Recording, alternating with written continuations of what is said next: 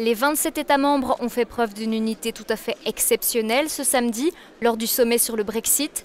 Il ne leur a fallu que 4 minutes pour adopter les grandes lignes directrices des négociations. Leur priorité, les droits des citoyens.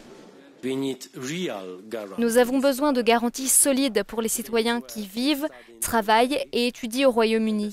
Et la même chose pour les Britanniques. La Commission a préparé une liste des droits que nous voulons garantir à ceux qui seront touchés par le Brexit. Dans le but de parvenir à des progrès satisfaisants, nous avons besoin d'une réponse sérieuse des Britanniques.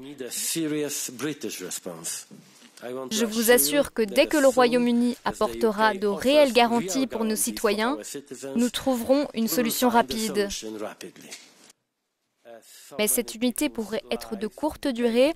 Le président de la Commission, Jean-Claude Juncker, a montré quelques inquiétudes face à l'avenir. Je ne vois pas le danger que cette unité serait brisée ou se briserait, mais il est évident qu'à fur et à mesure que nous progresserons dans les débats entre nous, lorsque se posons des questions budgétaires, nous aurons des problèmes. Il y a ceux qui ne veulent pas payer plus, et il y a ceux qui ne veulent pas recevoir moins. De son côté, la chancelière allemande a souligné une nouvelle fois que les négociations se feront bien par phase et non pas de front. J'ai dit que personne ne devrait avoir des illusions parce que j'ai parfois l'impression que certaines personnes au Royaume-Uni, et je n'ai pas mentionné le gouvernement, n'ont pas vraiment compris qu'il y a une distinction claire entre les deux phases de négociation. Il y a celle de la séparation et ensuite celle qui portera sur les relations futures.